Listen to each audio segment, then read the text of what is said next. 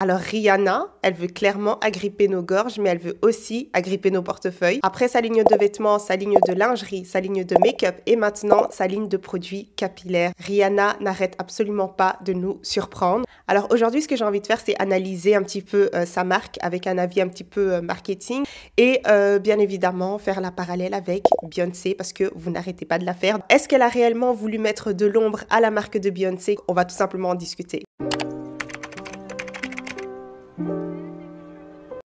J'espère que vous allez bien. Si ça ne va pas, ça va aller. Alors, bienvenue dans un nouvel épisode d'En roue libre. Aujourd'hui, on va discuter de cette fameuse nouvelle qui est la marque de Rihanna, donc son lancement de produits capillaires. Les gars, ça a secoué la toile, littéralement. Alors, vous connaissez déjà Rihanna, même plus besoin de la présenter ni quoi que ce soit pour ses talents musicaux ou alors que ce soit pour sa ligne de vêtements ou même de lingerie.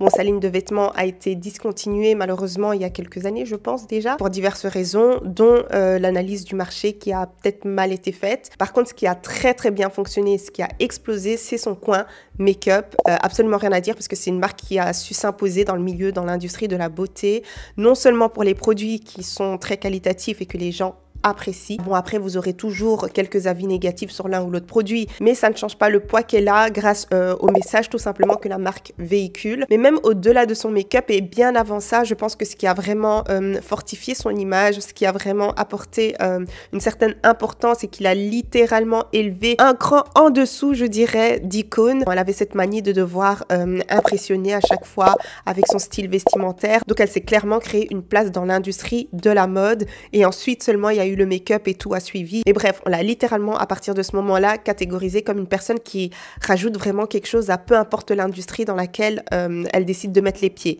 Donc, juste avec cette réputation-là, vous vous imaginez que les gens ont une certaine attente des produits capillaires. Et aujourd'hui, est-ce que ça va fonctionner? Telle est la question. Alors, la fameuse comparaison avec Beyoncé, malheureusement, on va rentrer là-dedans.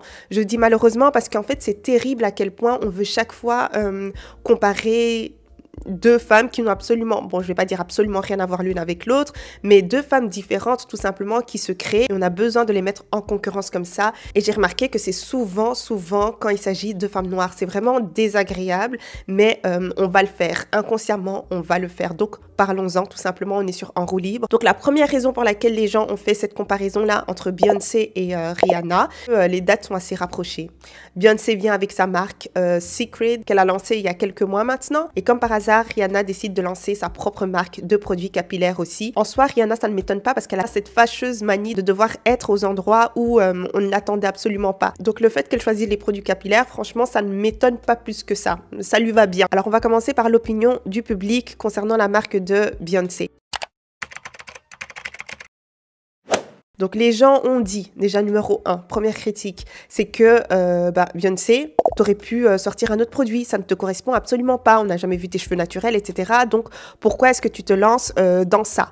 Donc ça, c'était vraiment la première critique du public. Et ensuite, deuxième critique, donc nous, on veut voir tes cheveux, on veut voir l'état, on veut voir la longueur, etc. pour voir si ce que tu dis là, ce que tu prêches là, est réellement crédible. Troisième critique, si tu fais un lancement et que tu dis que c'est aussi intime que ça, ben parle-nous. Alors on sait très très bien aujourd'hui que quand on achète, c'est qu'on adhère à la vision d'une certaine marque.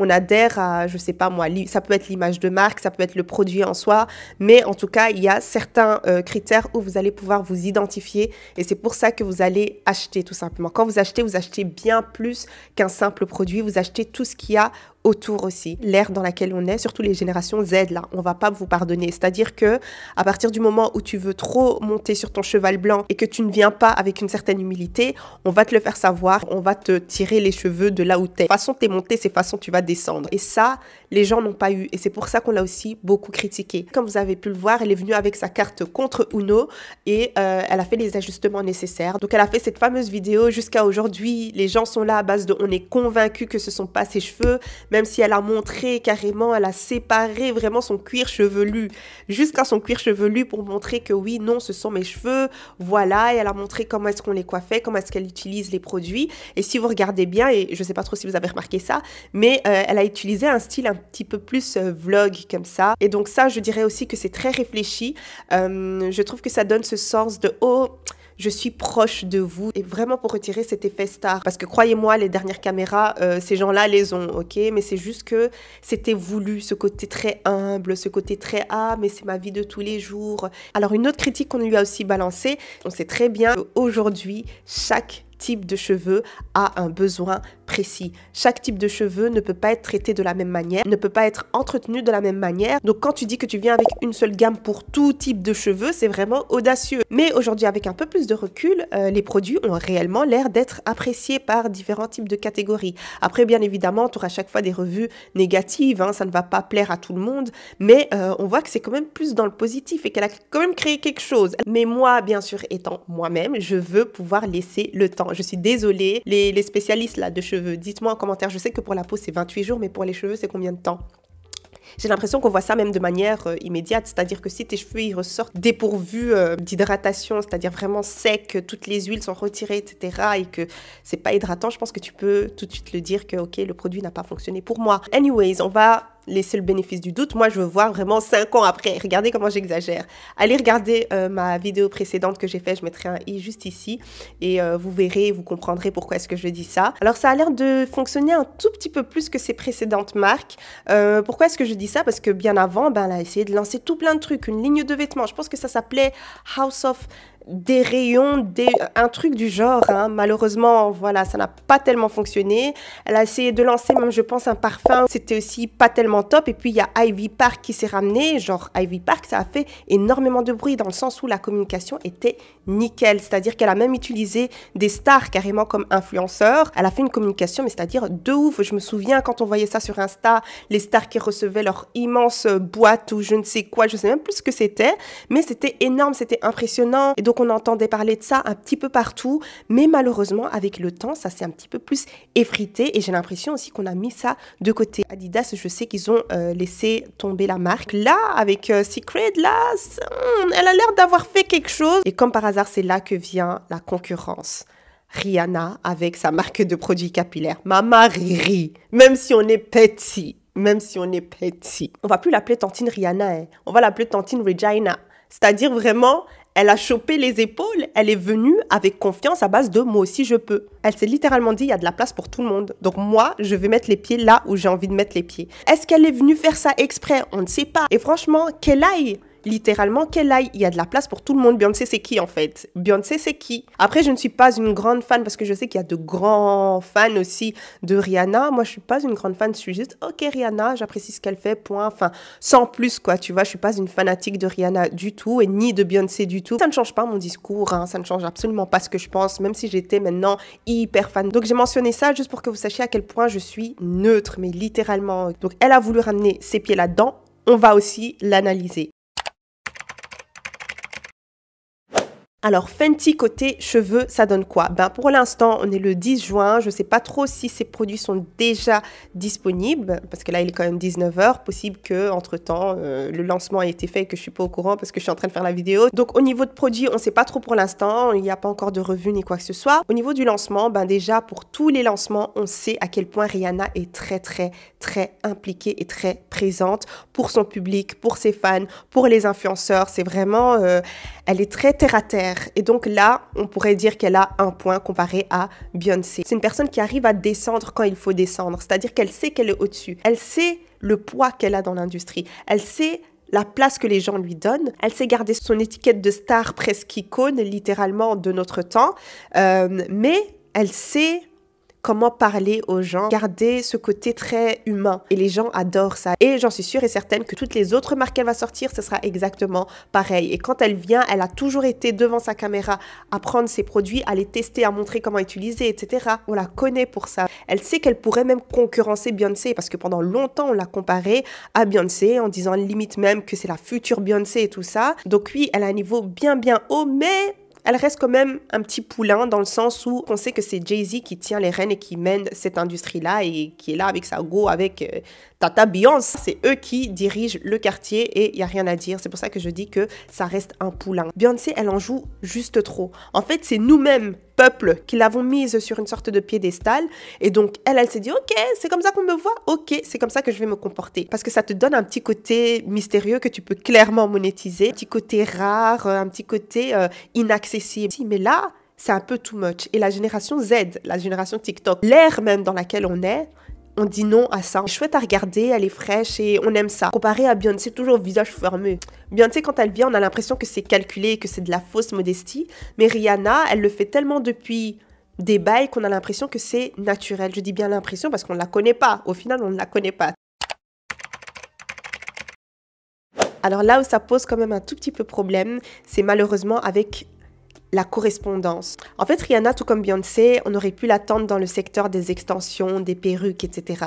Et d'ailleurs, elle dit que voilà, elle a pu jongler entre différents styles, etc. Et à chaque fois, elle montrait des pépés. Donc franchement, faites les pépés. Je ne sais pas pourquoi. Et Dieu! Non, il y a des gens, ils n'aiment pas l'argent. Hein. Quand j'analyse Rihanna, je sais pas, j'aurais dit lance une ligne de vêtements parce que c'est son truc, la mode, mais pas forcément pour les adultes, pour les bébés, parce qu'on sait que voilà, Rihanna, elle a déjà 2 enfants.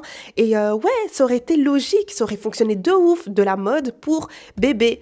Mais les gens n'aiment pas l'argent. Et Dieu! C'est-à-dire que produit capillaire, c'est trop risqué. Mais après, vous savez très bien que Rihanna, elle ne déçoit pas. Hein. Elle ne déçoit pas. Donc, possible que ça fasse quelque chose ou quoi. À partir du moment où tu arrives à trouver quelque chose qui est propre à toi et les gens savent que ok, on la connaît pour ça, ou ok, j'aime comment elle fait telle ou telle chose, bah les gens ils vont beaucoup plus adhérer à ce que tu leur proposes tout simplement. Il faut que ce soit un petit peu une sorte de suite logique. Rihanna, le make-up aussi, ça a bien fonctionné parce qu'elle utilisait elle-même, elle avait chaque fois un rendu et tu vois, on la connaissait aussi pour ses make-up assez iconiques. Donc oui, bien sûr, ça nous a quand même un petit peu surpris qu'elle fasse du make-up, mais au final, on s'est dit non, ça lui correspond très bien. Après, là, on est le 10 juin. Là, je parle vraiment avec les informations que j'ai. Alors, ces produits sont pour tout type de cheveux. C'est ce qu'elle dit dans le spot, en tout cas. Quel est le but de devoir aborder le fait que, voilà, que tu aies eu différentes coupes, etc. Franchement, alors, créer des produits d'entretien pour les wigs.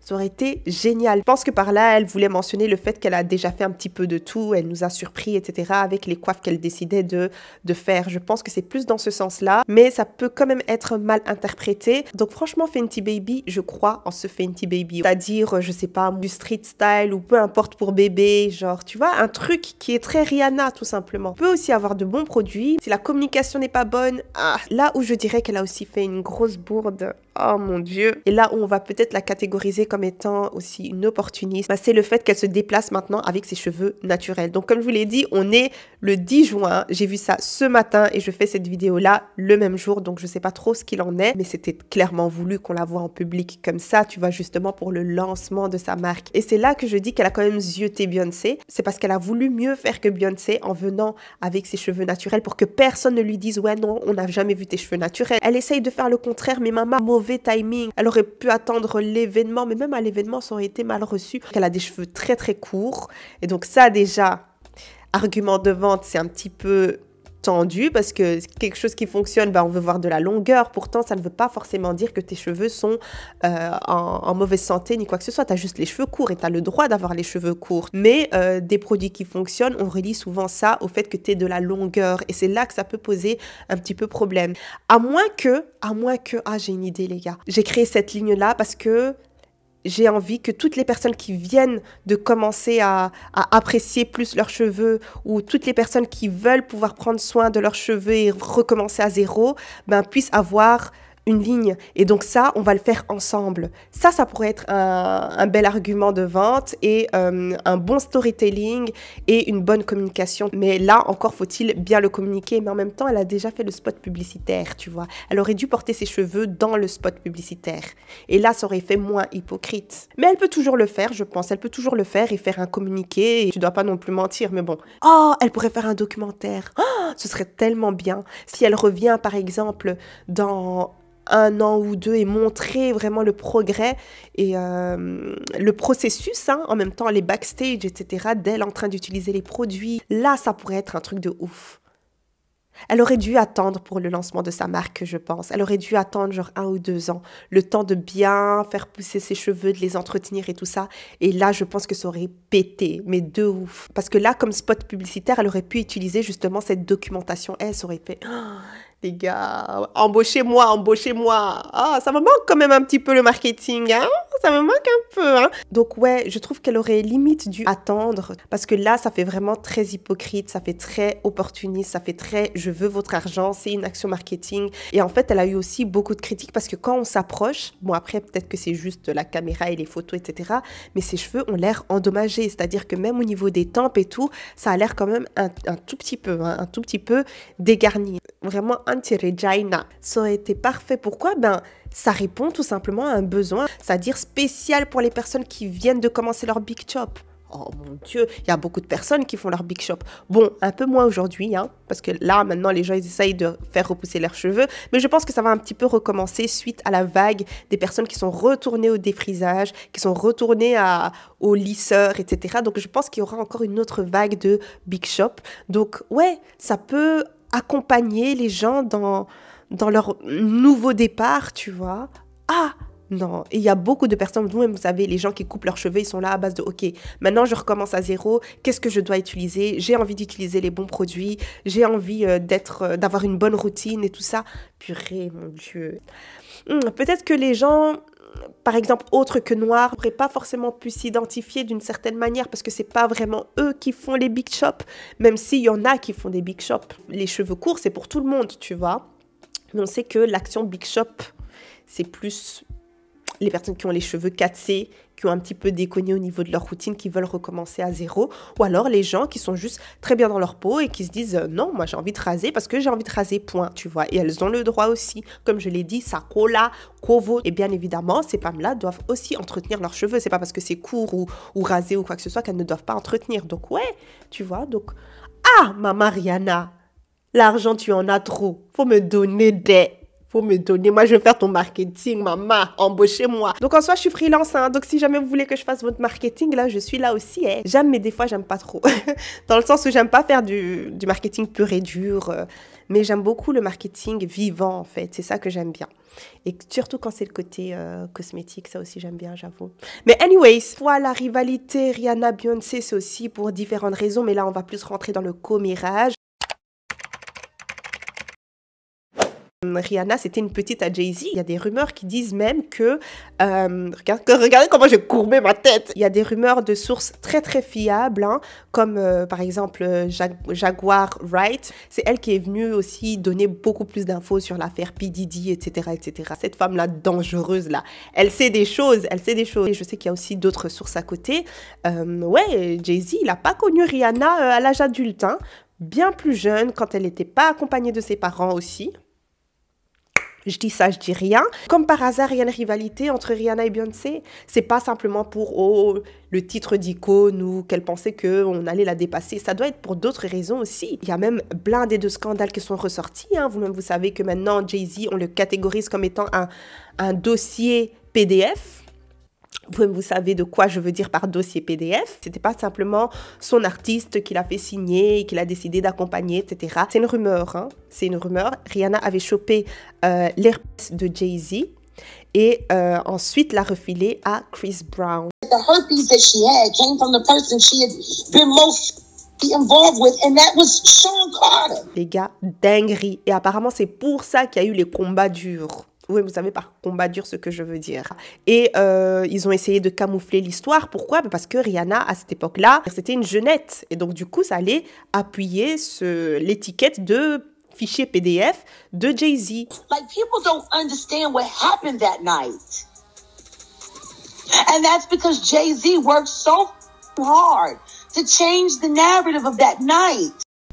Et donc voilà, ça c'est mon petit commérage du jour, ok? J'en dirai pas plus, on ne sait pas si c'est vrai, si c'est faux ou quoi, même si les sources sont très, mais extrêmement fiables. J'en suis sûre et certaine que vous avez le nez dans tout ce qui est P. Diddy et tout ce qui se passe actuellement. C'est-à-dire qu'on essaye d'arracher le col des gens ici, là. J'espère que la vérité sera révélée, en tout cas. Mais voilà, et apparemment, c'est même Jay-Z qui a présenté Rihanna à Chris Brown pour pouvoir camoufler, en fait, cette étiquette de PDF parce qu'il faisait des bails avec elle et c'est pour ça aussi qu'il y a une sorte de rivalité entre Rihanna et Beyoncé. Donc c'est pas uniquement musical ou qui aura la meilleure place ou quoi, tu vois, ça va au-delà de ça. Donc là, ce serait peut-être logique à ce moment-là parce qu'en soi, ouais, il y a de la place pour tout le monde, frère. Je déteste quand on met deux femmes en concurrence et surtout deux femmes noires parce qu'on a une historique, tu vois, on a toujours dû lutter comme ça entre nous pour pouvoir se faire une place au point où il y a même certaines femmes qui ont chopé des complexes de devoir chaque fois vouloir être la seule noire et gatekeep et tout. On est fatigué, ok? Donc Rihanna, j'espère en tout cas qu'elle va s'en sortir. Rihanna, c'est Rihanna, c'est-à-dire qu'elle lance chaque fois des bangers, elle est chaque fois compétente dans ce qu'elle fait, donc possible que ça fonctionne. À mes souhaits. Attendons et voyons et regardons, mais comme je l'ai dit, c'est pas les choses d'une fois. Hein. Moi, je veux voir la longévité. Allez regarder ma vidéo précédente, ok? Donc voilà, comme je l'ai dit, quand il s'agit de techniques de marketing, des fois, faut pas aller trop loin. Si tu veux investir dans quelque chose, il y a pas de souci. Tu peux investir dans des pois chiches, tu peux investir dans, je sais pas moi, dans le cacao ou quelque chose comme ça. Il y a pas de souci dans les, comment on appelle ça? Oh, vous savez, les noix, comment on appelle ça? Oh, j'ai oublié le nom, mais en tout cas, c'est un secteur qui fonctionne très bien actuellement. Et donc oui, si tu veux investir dans des trucs comme ça, il n'y a pas de souci. Je sais plus trop où j'avais vu ça, mais je sais qu'il y avait un monsieur qui était devenu carrément millionnaire, voire milliardaire, en investissant dans les pistaches.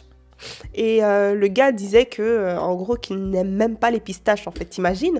Donc oui, tu peux investir dans différents secteurs, hein, même si tu veux demain t'investir dans l'immobilier et tout. C'est des secteurs qui peuvent être intéressants, ça dépend de l'endroit, ça dépend de plusieurs choses aussi. Mais bref, on va pas rentrer là-dedans, c'est juste pour vous dire que oui, investir comme ça, il n'y a pas de souci. Rihanna, elle aurait pu investir dans des produits capillaires ou peut-être faire une collaboration, ça aurait été bien aussi. Mais si tu veux t'approprier un certain produit, il faut vraiment que ça te corresponde, sinon je sais pas trop si ça peut fonctionner. Ou alors tu le fais vraiment bien et tu as une com de ouf et les produits sont de ouf. Les gens achètent plus quand ça a l'air naturel. C'est une continuité. C'est plus facile même pour construire le storytelling. Et tu fais moins d'efforts. T'es plus impliqué, c'est plus naturel. Donc j'en profite un petit peu pour mettre un petit peu, tu vois. Mais moi qui veux me lancer dans tout ce qui est petite vaisselle et petite déco, c'est une sorte de continuité, c'est logique. En tout cas sur YouTube pas, mais que ce soit sur Instagram ou autre, les gens savent qu'on est passionné de design. Même quand vous voyez notre marque Japadi & Co et tout ça, les gens savent. On est de gros consommateurs de thé, on a une marque de thé aussi. Donc du coup, bien sûr qu'on veut de la belle vaisselle. Mais surtout moi, la vaisselle, j'en raffole, tu vois. Et ça, c'est pas depuis aujourd'hui. Donc bien sûr que c'était une suite logique pour moi. Anyways, quand ce sera là, je vous l'annoncerai. Mais tout ça pour dire que plus c'est une suite logique, plus les gens vont vous comprendre. Le but, c'est pas directement de penser chiffres, tu vois. Moi, je ne pense pas chiffres. Bien sûr, si ça me rapporte, ça me rapporte. Mais moi, c'est plus par passion qu'autre chose. Et c'est un petit peu, en même temps, quelque chose que j'ai envie d'avoir à côté. Alors voilà, c'est tout pour aujourd'hui. J'espère que vous avez bien apprécié cette vidéo-là. N'hésitez pas à me dire ce que vous pensez en commentaire. Dites-moi aussi si vous êtes Team Rihanna ou Team Beyoncé, peu importe. Allez, en tout cas, mettez des pouces bleus, s'il vous plaît. Ça m'aide réellement, vous n'avez absolument aucune idée à quel point ça a un impact. Partagez si ça vous plaît et suivez-moi sur Instagram, Tiny and Brown. À la prochaine les gars. Ciao, ciao. Mouah.